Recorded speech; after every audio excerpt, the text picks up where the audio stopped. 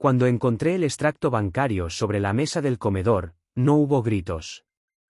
No hubo platos rompiéndose contra el suelo de madera ni voces alzadas que rompieran el silencio de la tarde en la colonia del Valle. Solo hubo un reconocimiento frío, casi clínico, de una realidad que había estado escondida a plena vista. Un movimiento extraño en la cuenta conjunta.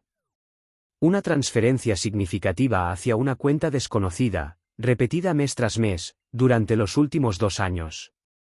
Mi respuesta fue un asentimiento lento, casi imperceptible. Lo que sí hubo fue una acción interna, un engranaje que se activó en mi mente con la precisión de un reloj suizo. En menos de 48 horas, las cuentas estaban separadas, las llaves del departamento en la Condesa estaban sobre la barra de la cocina y mi vida estaba siendo trasladada a un espacio nuevo, neutro, en la zona de Juárez. Su llamada, cargada de una indignación fingida y reclamos tardíos, se topó con un muro tan sólido como su propia traición. Proyecto terminado. Buena suerte con tu moralidad selectiva. Mi nombre es Adrián Solís. La factura final del notario seguía sobre el buró de la entrada. Un recordatorio incómodo de que, en exactamente 90 días, debíamos haber firmado la escritura de la casa en Coyoacán. No sentía rabia. Sentía algo muy distinto, una calma firme, casi pétrea. Esa tranquilidad extraña que aparece cuando sabes que una decisión importante ya está tomada y no hay vuelta atrás. La noche anterior había pasado horas comparando opciones de seguros para el hogar nuevo. Tenía la laptop apoyada sobre las piernas, el calor del aparato atravesando el pantalón de vestir, mientras Renata hojeaba un catálogo de muebles sentada al otro extremo del sofá de cuero beige. El silencio entre nosotros parecía cómodo. Al menos eso creí yo en ese momento. El ruido de la Ciudad de México se filtraba apenas por la ventana cerrada, un zumbido lejano de tráfico en el eje central. Cuando levanté la vista, lo noté. No estaba viendo los muebles realmente. Su dedo índice golpeaba la pantalla de la tablet con un ritmo nervioso, constante. La mandíbula tensa, marcando el músculo bajo la piel bronceada. La mirada fija, perdida en algún punto de la pared blanca donde colgaba un cuadro abstracto que ella había elegido. Estaba ensayando algo. Estás muy callada hoy, comenté, cerrando la laptop con un clic suave que resonó en la sala. Se sobresaltó, como si la hubiera descubierto en falta haciendo algo prohibido. Solo estoy cansada, dijo sin mirarme, acomodándose un mechón de cabello detrás de la oreja. Todo lo de la mudanza agota, Adrián. Ya pasamos lo peor, ahora quedan solo los detalles lindos. Sonreí, intentando aliviar el ambiente pesado que se había formado sin que yo notara cuando empezó. A menos que estés dudando del color de las paredes de la recámara principal. No devolvió la sonrisa. Cerró la tablet de golpe, haciendo que el aire se moviera en la sala climatizada. En realidad, dijo, tenemos que hablar. De la casa. De nosotros. Sentí un escalofrío recorrerme la espalda, como la primera gota de agua helada antes de una ducha fría en invierno en la ciudad. Está bien. Hablemos. ¿Es por el presupuesto? Podemos ajustar, todavía estamos a tiempo de cambiar algunas cosas. No es el dinero, interrumpió, con una voz demasiado controlada, como si estuviera leyendo un guión aprendido de memoria. Es algo más profundo. Es ético. Ético. Repetí, intentando darle sentido a la palabra en mi boca, saboreando la ironía.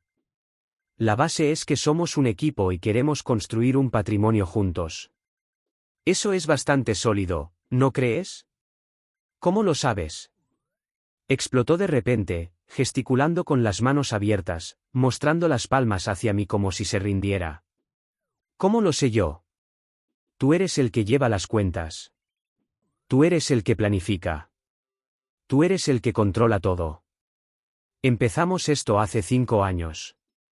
¿Y si me estoy asfixiando?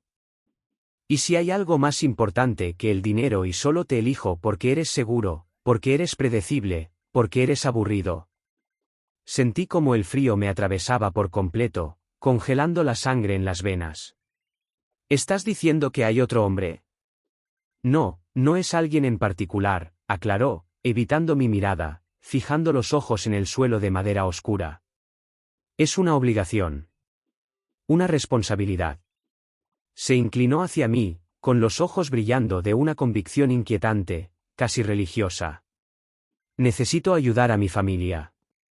Necesito usar nuestros ahorros para sacar a mi hermano de un problema. Solo así podré estar en paz conmigo misma. No puedo firmar esa escritura con este peso en la conciencia. No sería justo para ninguno de los dos. El mundo se inclinó levemente sobre su eje. Escuchaba sus palabras, pero mi mente tardaba en procesarlas, como si el idioma hubiera cambiado de repente. Entonces, ¿quieres usar el dinero de la casa para pagar las deudas de juego de tu hermano?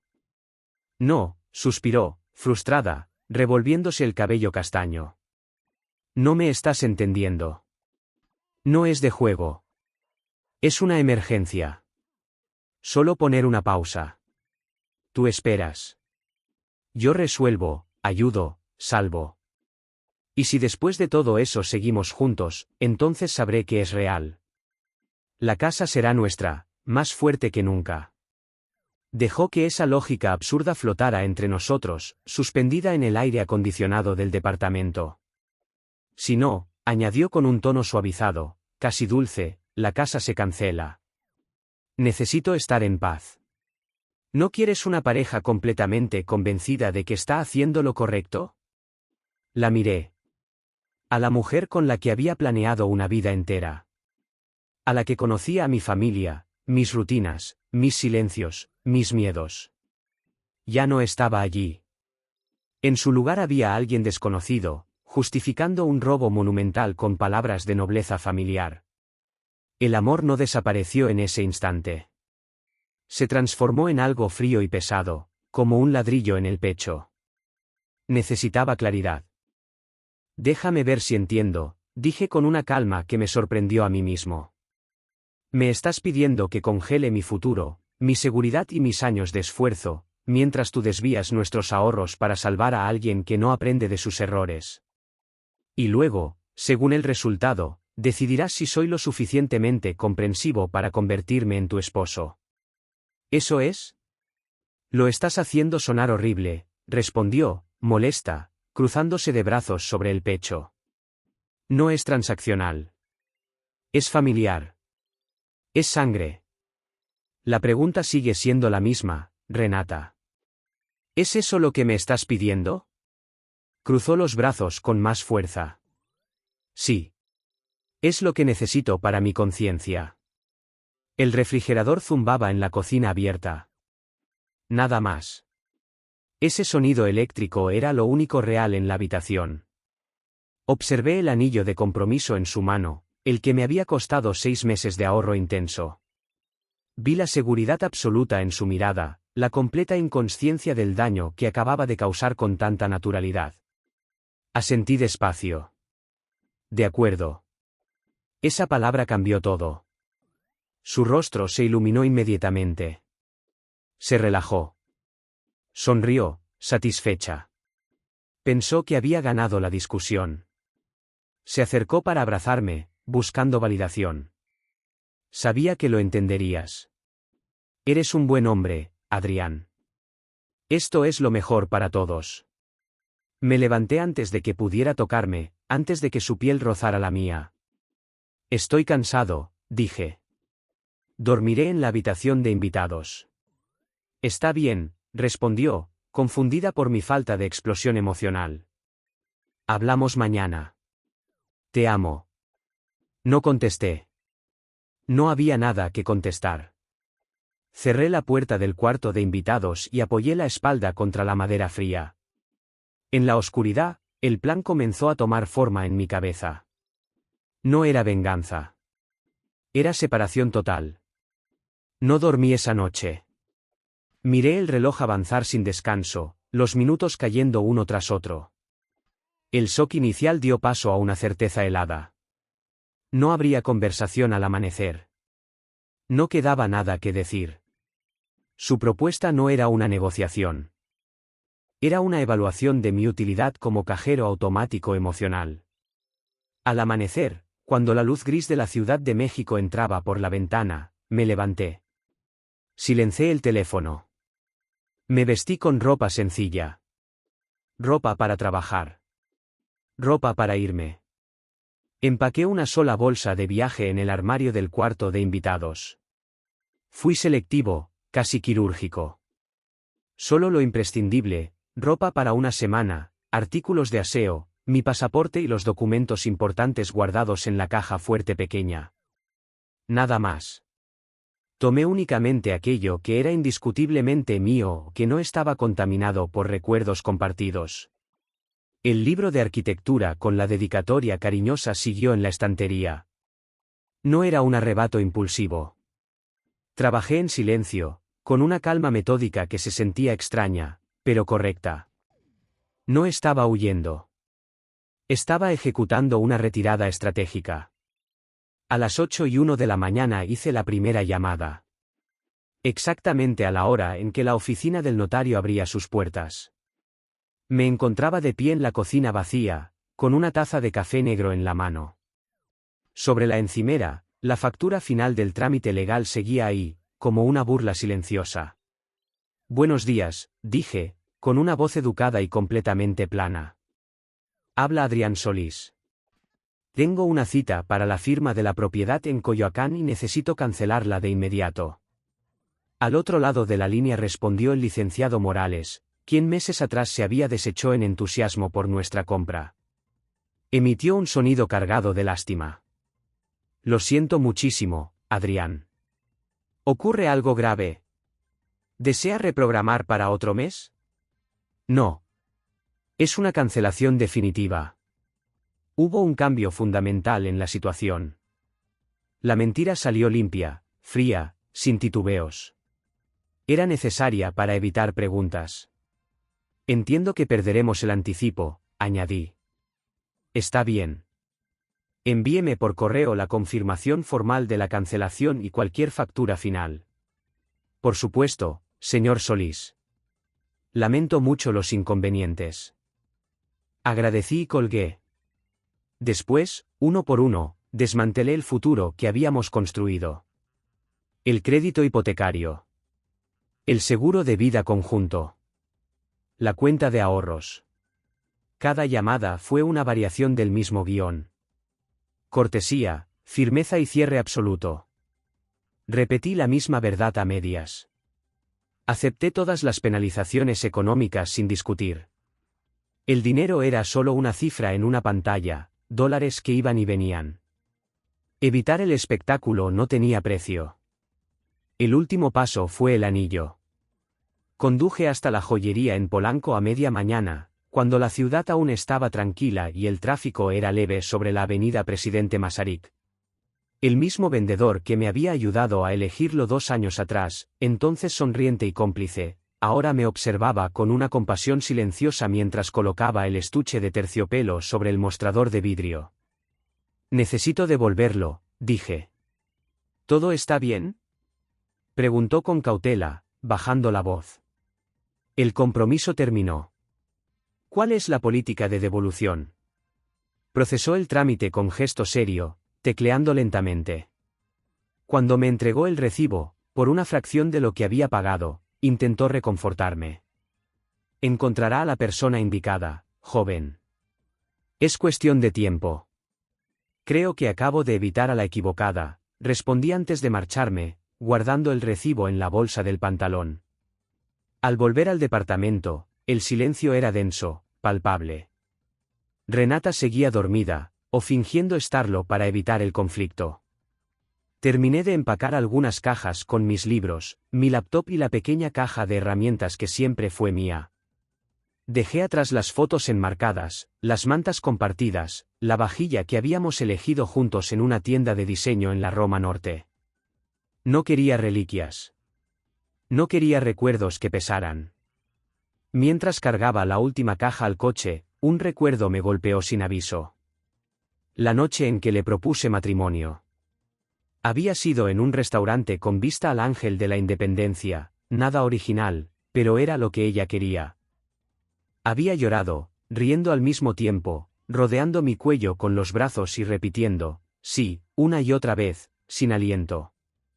Las luces de la ciudad reflejaban el brillo del anillo. Aquella noche yo había sentido una certeza absoluta, sólida, merecida. Ahora comprendía algo distinto.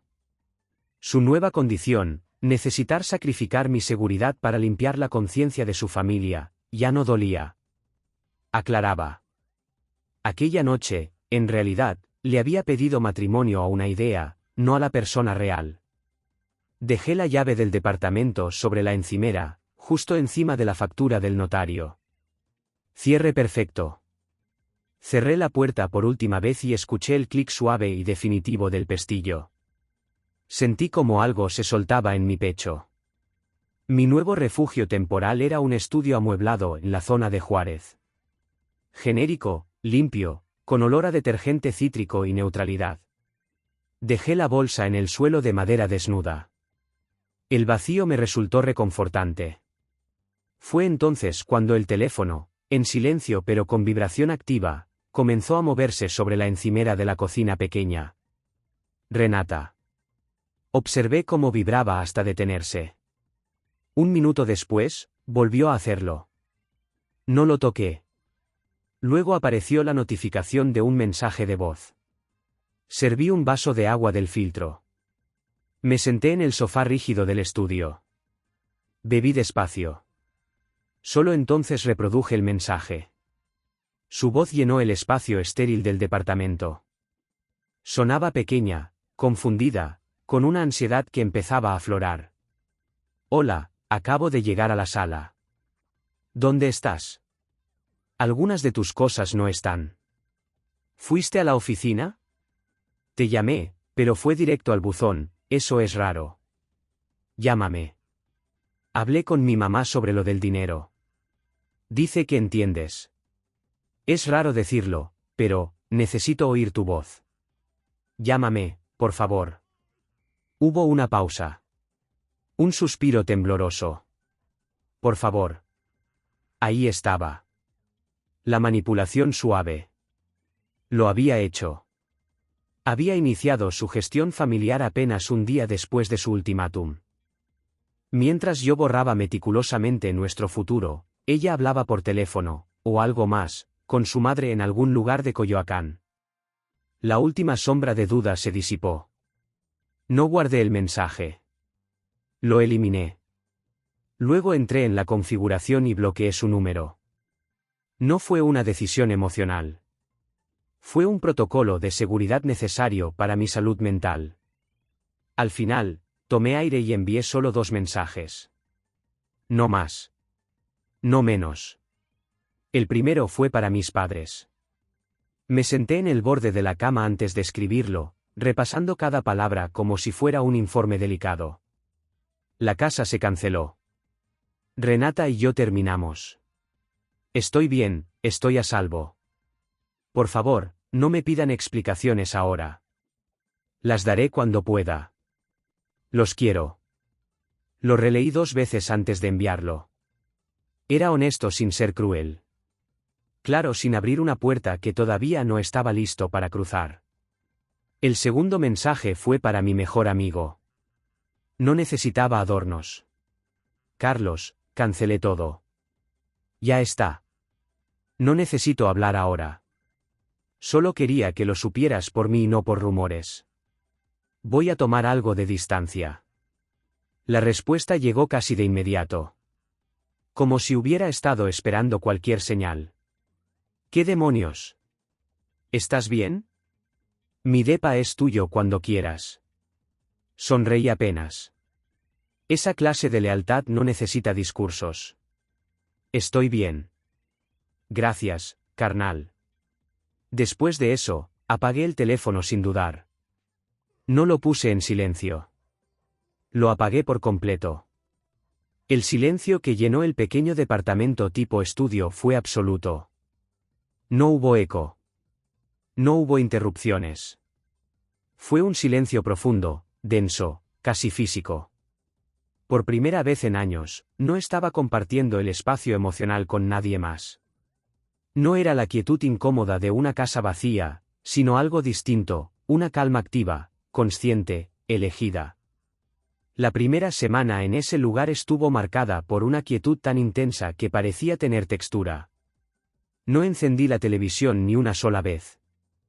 El teléfono permaneció apagado sobre la mesa, convertido en un objeto irrelevante, casi ajeno. No había notificaciones, ni vibraciones, ni expectativas. Los únicos sonidos eran inevitables y honestos, el zumbido constante del refrigerador pequeño, el agua golpeando las baldosas de la ducha, el roce seco del cuchillo cortando pan tostado por la mañana. Cada sonido parecía amplificado, como si la Ciudad de México hubiera reducido su volumen para obligarme a escucharme a mí mismo. Existía dentro de un paréntesis que yo mismo había creado. Y por primera vez, no sentía culpa por ello. El cansancio acumulado de la noche del ultimátum finalmente me alcanzó. Dormía durante horas seguidas, 10 horas o más, sin sueños ni sobresaltos. Me despertaba desorientado, con la sensación de haber estado fuera del tiempo. Preparaba café en silencio y me quedaba mirando el muro de ladrillo del edificio de enfrente, observando cómo la luz cambiaba a lo largo del día sin que nada me exigiera reaccionar. La claridad impulsiva que había sentido al principio, esa adrenalina que te empuja a actuar sin mirar atrás, fue dando paso a un duelo más lento, más silencioso. Un zumbido constante en el fondo del pecho. Era una tristeza extraña, difícil de definir. No estaba lamentando la pérdida de Renata en sí, al menos no de la mujer que me había impuesto aquel ultimátum como si fuera una cláusula negociable. Lo que realmente estaba llorando era la versión de ella que ya no existía. La imagen que yo había construido con cuidado durante años. El futuro que había dibujado mentalmente con tanto detalle que parecía inevitable. Era como lamentar la muerte abrupta de un personaje de un libro, uno cuyo final había sido torcido de forma injusta y apresurada. A veces la sensación de injusticia me subía por la garganta con un sabor amargo, casi metálico. Me sorprendía repasando mentalmente una lista interminable de todo lo que había hecho bien. Yo había sido leal. Había planificado una vida compartida. Había ahorrado pensando en el largo plazo. Había escuchado incluso cuando estaba cansado. Había estado presente en los conflictos de su familia, mediando, apoyando, cediendo. Incluso aprendí a tolerar, y con el tiempo a apreciar, esas cenas familiares los domingos que ella adoraba y que yo jamás habría elegido por mi cuenta. Ajusté mis rutinas, mis prioridades, mis expectativas. Hice todo lo que se supone que uno debe hacer cuando construye algo serio con otra persona. Y aún así, terminé colocado en una especie de estantería invisible, como un producto en espera de evaluación, con mi valor reducido a una prueba comparativa que nunca acepté rendir. Una tarde, de pie en la cocina diminuta, apoyado contra la encimera fría, la pregunta apareció por fin desde lo más hondo, sin aviso ni suavidad. ¿No fui suficiente? La pregunta me golpeó con fuerza, pero la respuesta llegó casi al instante. Esa no era la pregunta correcta. Era la trampa. La misma trampa que ella había construido sin darse cuenta. No se trataba de mi valor, sino de su incapacidad para reconocerlo. No era una carencia mía, sino un vacío interno de ella. Un hueco imposible de llenar, una necesidad constante de validación externa a la que ella llamaba responsabilidad familiar. Mi error no fue ser insuficiente. Mi error fue creer que demostrar lo suficiente era el objetivo. Cuando entendí eso, el último hilo de confusión se rompió. El duelo no desapareció de inmediato, pero empezó a perder fuerza. Ya no me arrastraba. Comenzó a retroceder lo suficiente como para permitirme ver tierra firme al otro lado. Volví a encender el teléfono varios días después, preparado para una avalancha que nunca llegó. Había algunos mensajes preocupados de mis padres y de Carlos, a los que respondí de forma breve y tranquilizadora. Del número de Renata no había nada directo. Seguía bloqueado, aunque el registro mostraba varias llamadas desde números desconocidos, intentos torpes de esquivar el límite que yo había puesto. Las borré una por una.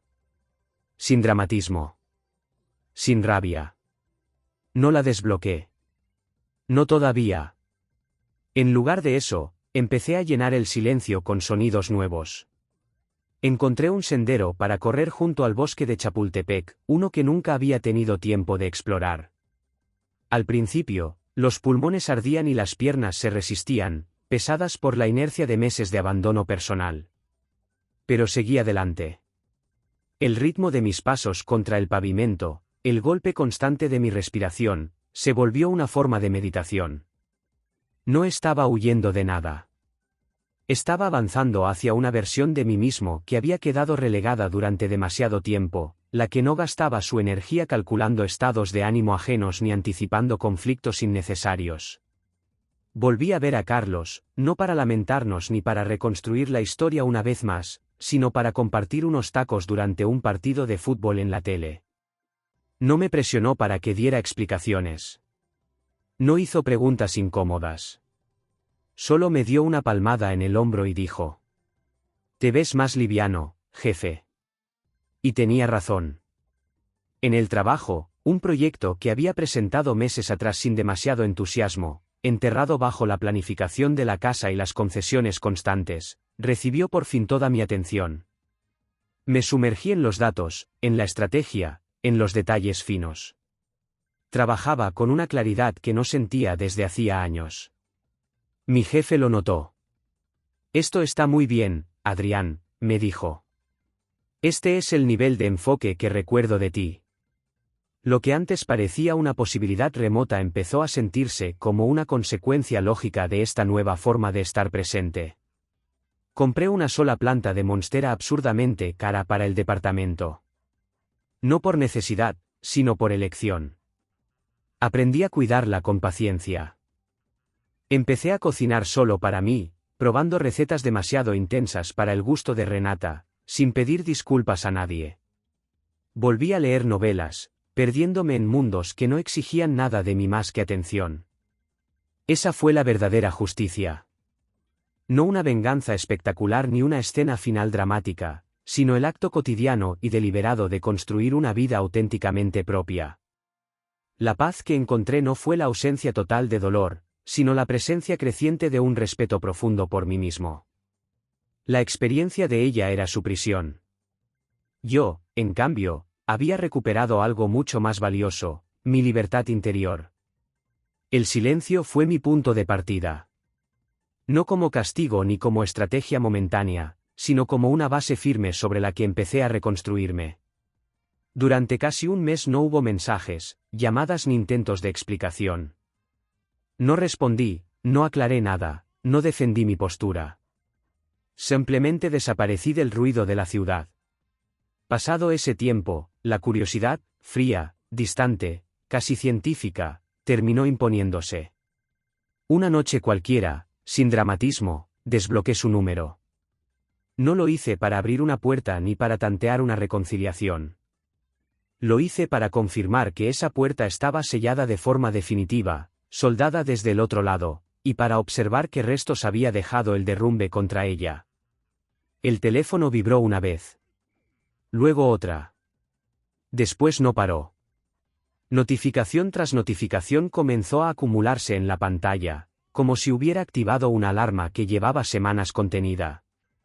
Mensajes sin leer, llamadas perdidas, avisos de buzón de voz. Todo aparecía en cascada, formando una línea de tiempo precisa del desmoronamiento. No abrí ninguno. No escuché audios. No devolví llamadas. Me limité a observar cómo las alertas brotaban una tras otra, un monumento digital a las consecuencias de sus propias palabras. Apoyé el teléfono boca abajo sobre la mesa y seguí con mi noche. Terminé el capítulo que estaba leyendo. Regué la planta del alféizar. El silencio de mi departamento ya no era vacío ni incómodo. Estaba lleno. Lleno de mi propia vida. La planta había sacado una hoja nueva, gruesa y brillante. En el trabajo, mi ascenso se había confirmado, nuevo cargo, aumento significativo y una oficina con vista hacia el Paseo de la Reforma. Empecé a correr por las mañanas, no para huir de nada, sino porque el cuerpo lo pedía. Mi calma ya no era una defensa. Era un estado activo, estable, sostenido. Las notificaciones que habían inundado mi teléfono cuando desbloqueé el número de Renata quedaron ahí, como un archivo sellado. No eran mensajes para ser respondidos, sino pruebas de un camino que había decidido no recorrer. Aún así, la curiosidad es persistente. Fría. Una compañera silenciosa. Un sábado lluvioso, con un libro en una mano y una taza de café en la otra, abrí finalmente la conversación. Lo que encontré fue una cronología exacta de un colapso emocional. Primera etapa, confusión y enojo. Las primeras 48 horas.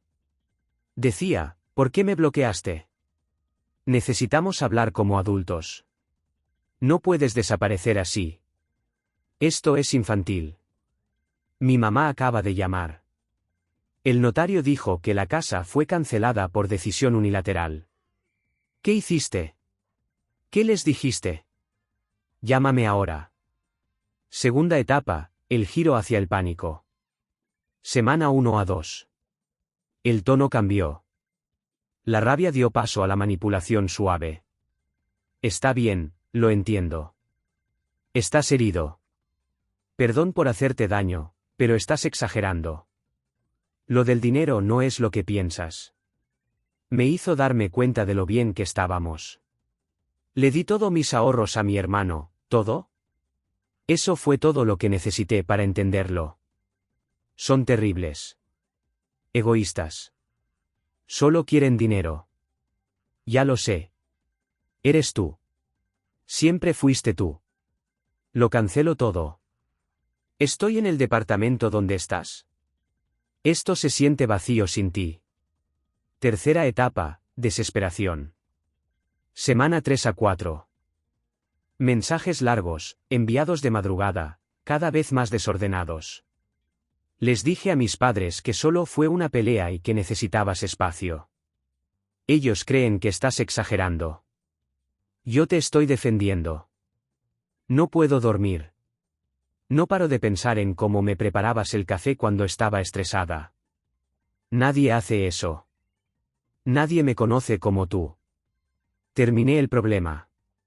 Se acabó. ¿Te elijo? Estoy segura. La casa puede volver a organizarse. Por favor, di algo. Adrián, tengo miedo. Te necesito. Esto no era lo que debía pasar. Leí todo con una distancia clínica. Sin dolor. Sin nostalgia. Solo observación. El patrón era evidente. Enojo, negociación, súplica. El mensaje real detrás de cada línea era el mismo. Mi intento no funcionó. Vuelve a ocupar tu lugar como mi fuente principal de estabilidad. Estaba a punto de cerrar la aplicación cuando el teléfono vibró otra vez. No era un mensaje. Era una llamada. Laura, la hermana de Renata. Dejé que sonara 3 veces antes de contestar. No por ella, sino para establecer un límite claro que, con suerte, llegaría a destino. Adrián, por fin, dijo apenas atendí. ¿Tienes idea de lo que estás haciendo? No hubo saludo.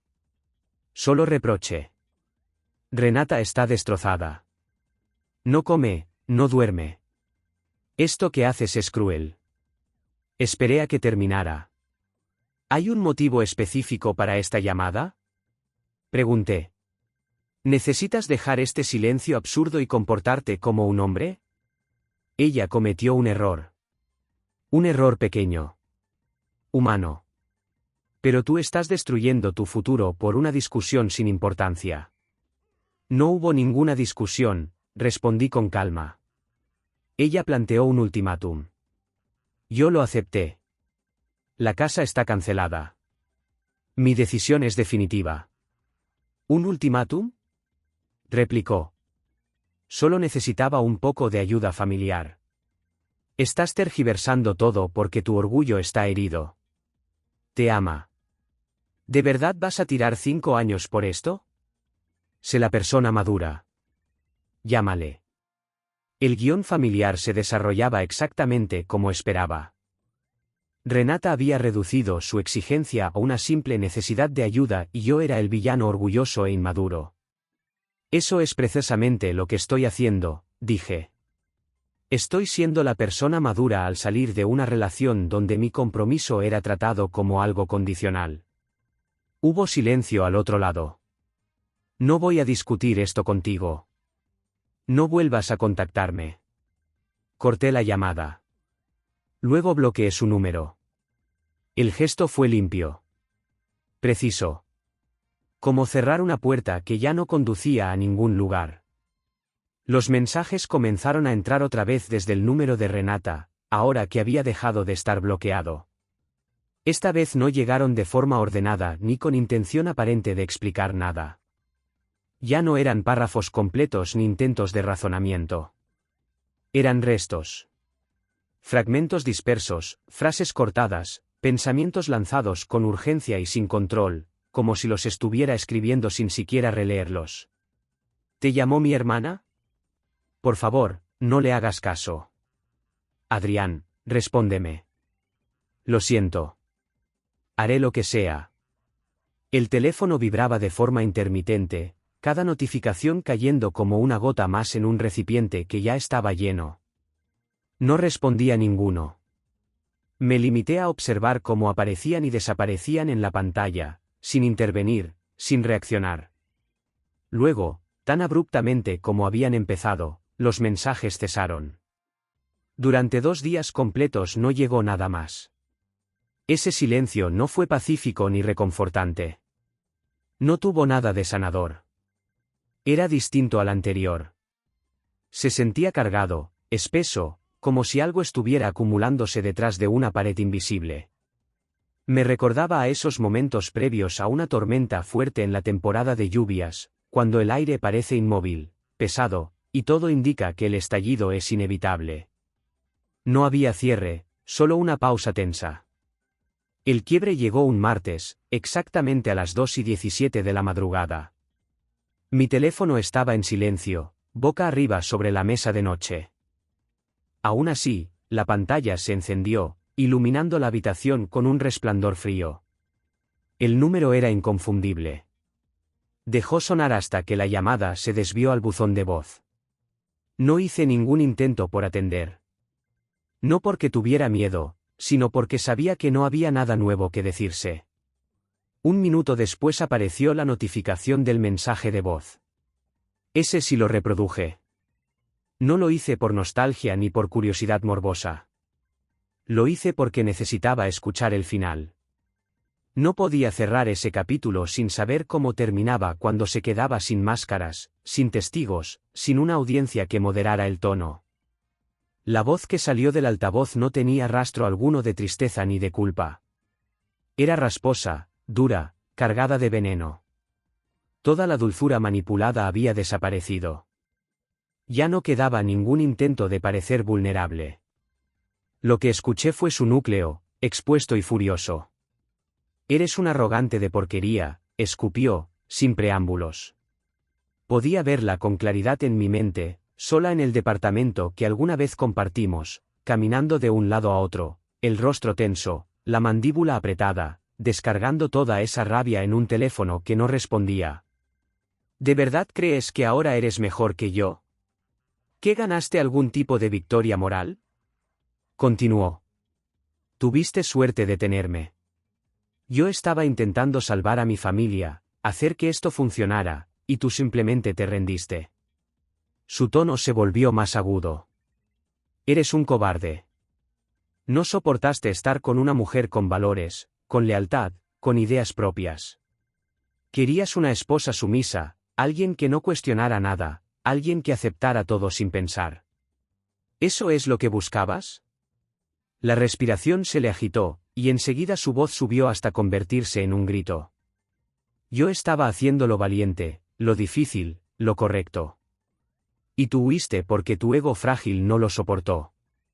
¿Preferiste escapar antes que enfrentarte a lo que no podías controlar? Ya no hablaba, gritaba. Vas a terminar solo, Adrián. ¿Me oyes? Solo. Completamente solo. Y yo estaré bien. Tengo opciones. Siempre las tuve. Tú solo eras la opción segura. Hubo una breve risa cargada de desprecio. Y lo seguro es aburrido. Disfruta tu vida pequeña, correcta, autojustificada. Disfruta creerte mejor persona. He terminado contigo. Estoy completamente terminada. Se escuchó una inhalación temblorosa, como si el cuerpo ya no le diera para sostener tanta ira. Y luego, el silencio. La llamada terminó. Me quedé sentado en la oscuridad del apartamento, sin moverme. No sentí ganas de llorar. Tampoco sentí rabia. Lo que apareció fue algo mucho más definitivo, una sensación de cierre absoluto.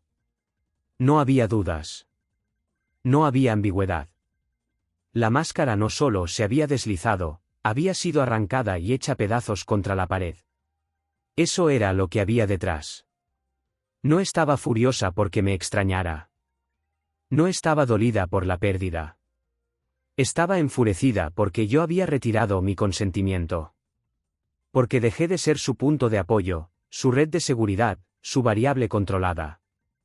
Al desaparecer como opción estable, la obligué a enfrentarse a una libertad que no sabía manejar. Y me odió por eso. Guardé ese mensaje de voz. No como recuerdo ni como castigo, sino como un marcador. La última página de un capítulo que ya no necesitaba revisarse. A la mañana siguiente bloqueé su número otra vez, esta vez sin ninguna intención de volver atrás. La invitación a la exposición fue idea de Carlos. Su novia, Ana, era arquitecta, y una de sus piezas había sido seleccionada para una exposición colectiva en el centro de la ciudad, cerca de la Alameda. Habrá vino, bocadillos extraños y gente fingiendo que entiende arte contemporáneo, me dijo. Es una salida ligera. Ya estuviste aislado demasiado tiempo. Tenía razón. El aislamiento inicial, necesario para recomponerme, había evolucionado en algo distinto, una soledad plena, consciente, rica en silencio y claridad. Pero ya no era un refugio, era momento de volver a moverse dentro del flujo normal de la vida. No como alguien herido, sino como alguien atento. Elegí ropa sencilla, una camisa azul oscuro, sin corbata, sin intención de impresionar. Me sentía cómodo. Auténtico. Ligero. La galería ocupaba un antiguo almacén reconvertido en la zona de doctores. Paredes blancas, pisos de concreto pulido, luces frías y el murmullo constante de conversaciones superpuestas. Encontré a Carlos y a Ana junto a un pedestal donde descansaba un plano estructural enmarcado, delicado y sólido al mismo tiempo. La felicité, intercambiamos unas palabras, y luego me alejé con una copa de vino aceptable en la mano. Observé las piezas sin necesidad de analizarlas ni explicarlas. Simplemente dejé que estuvieran ahí. Fue entonces cuando la vi. Renata estaba de pie frente a un lienzo grande, cubierto de manchas de color. Lo miraba, pero no lo estaba viendo. Estaba acompañada por una amiga que reconocí vagamente de la universidad. Algo en ella era distinto. Apagado. La energía intensa, dominante, que siempre la había definido parecía haberse disipado. Tenía los hombros ligeramente encorvados, incluso desde lejos, era evidente el cansancio acumulado alrededor de sus ojos. Por primera vez, no sentí el impulso de acercarme ni el de escapar. Solo observé, con una calma nueva, consciente de algo fundamental, ese capítulo ya estaba cerrado, y yo ya estaba en otro lugar. Las experiencias que ella había acumulado no la habían completado, más bien, la habían ido desgastando poco a poco, como una superficie pulida a la fuerza. Lo noté en la forma en que sostenía la copa de vino, observando el líquido como si allí pudiera encontrar respuestas que el mundo ya no le ofrecía. En ese instante, nuestras miradas se cruzaron. Sus ojos se abrieron con brusquedad. Primero fue una descarga eléctrica inmediata, un reconocimiento puro y visceral. Después, casi sin transición, esa chispa se transformó en una mezcla caótica de confusión, esperanza y pánico absoluto. Murmuró algo a su amiga, que giró la cabeza hacia mí y me dedicó una mirada crítica, cargada de juicio. Renata alisó su vestido. Era evidente que estaba un poco más arreglada de lo que el lugar exigía. Luego comenzó a caminar en mi dirección. No había manera de esquivar ese encuentro sin provocar una escena innecesaria, y tampoco sentí el impulso de huir. Lo que me sostenía ya no dependía del lugar. Mi estabilidad era portátil. Se detuvo a unos pasos de distancia. Me observó con atención, como si intentara reconstruir una imagen que ya no coincidía con sus recuerdos. Yo sabía exactamente lo que veía, un hombre de pie con naturalidad, el rostro relajado, la mirada despejada. Había ganado algo de musculatura gracias a las carreras matutinas, y sin darme cuenta, había perdido esa tensión constante que antes marcaba mi entrecejo. No parecía triunfante ni derrotado. Simplemente parecía estar bien. Hola, dijo finalmente. Su voz era más suave de lo que recordaba. Vaya, te ves muy bien. Hola, Renata, respondí con cortesía. Mi tono fue neutral, correcto, el mismo que se usa al saludar a un antiguo colega al que no se ha visto en años. Percibí cómo se tensó apenas un segundo ante esa frialdad educada. Avanzó medio paso. ¿Podemos hablar un minuto?, preguntó. He estado pensando mucho, he ido a terapia, en realidad. Pronunció esa última parte como si fuera una credencial, una insignia que demostrara esfuerzo y evolución. No me moví. Claro. Tomó aire con dificultad. Las palabras comenzaron a salirle de forma atropellada, claramente ensayadas. Lo que te pedí fue horrible. Ahora lo entiendo. Estaba asustada, insegura, y saqué todo eso de la peor manera posible. Te traté como una opción cuando nunca lo fuiste. Ahora lo entiendo. Estaba asustada, insegura, y saqué todo eso de la peor manera posible. Te traté como una opción cuando nunca lo fuiste. Tú eras mi elección, solo que no supe reconocerlo a tiempo. La escuché sin alterar mi expresión. Estaba diciendo exactamente las palabras que, meses atrás, habrían sido suficientes para desarmarme por completo. En otro momento, habría vendido cualquier cosa por oírlas. Ahora, sin embargo, eran solo sonidos bien articulados. Cuando hizo una pausa, hablé. Está bien, dije. No necesitas explicarte. Su rostro se iluminó con una esperanza frágil y desesperada. Confundió mi calma con absolución. Entonces, ¿me perdonas? Fue ahí cuando le ofrecí el último gesto de honestidad. No hay nada que perdonar, Renata. Tomé un pequeño sorbo de vino, con movimientos tranquilos. Lo que me pediste fue un regalo. Fue lo más claro y sincero que me diste en toda nuestra relación. Me mostró, sin filtros, cómo habría sido nuestro matrimonio, una evaluación constante, una prueba interminable. No se me pedía ser un esposo, sino competir para ganar un puesto que nunca acepté disputar. Así que me retiré del juego. Su expresión se congeló. Luego empezó a resquebrajarse. Continué, más concentrado en mi propia revelación que en su reacción. En estos meses aprendí algo importante.